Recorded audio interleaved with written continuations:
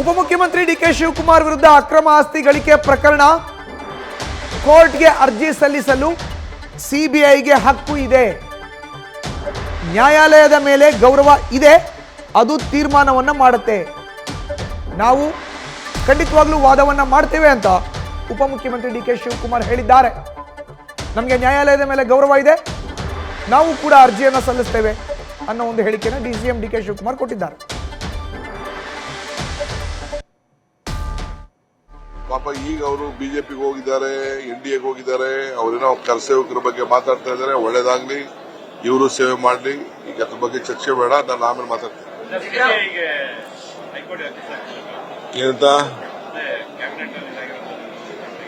ಅವ್ರಿಗೆ ಹಕ್ಕಿದೆ, ಸಿಬಿಐನವರು ಕೋರ್ಟ್ಗೆ ಹೋಗುವಂತ ಹಕ್ಕಿರ್ತದೆ, ಹಾಕಿರ್ತಾರೆ. ನಾವು ಅದಕ್ಕೆ ಏನ್ ಹೇಳ್ಬೇಕು ನಾವು ಹೇಳ್ತೀವಿ, ಸರ್ಕಾರ ಏನು ಮಾಡಬೇಕು ಹೇಳ್ತಾರೆ. ಅಲ್ಟಿಮೇಟ್ಲಿ ಕೋರ್ಟ್ ತಾನೆ, ಎಲ್ಲರಿಗೂ ಕೂಡ ದೊಡ್ಡವರು ನ್ಯಾಯಾಲಯ ತಾನೆ. ಆ ನ್ಯಾಯಾಲಯದಲ್ಲಿ ಅನ್ಯಾಯ ಆಗುವುದಿಲ್ಲ ಅನ್ನೋದು ಒಂದು ನಂಬಿಕೆ ಇದೆ. ನ್ಯೂಸ್ ಫಸ್ಟ್ ನಿರ್ಭೀತಿಯಿಂದ ನಿಮ್ಮ ಪರವಾಗಿ.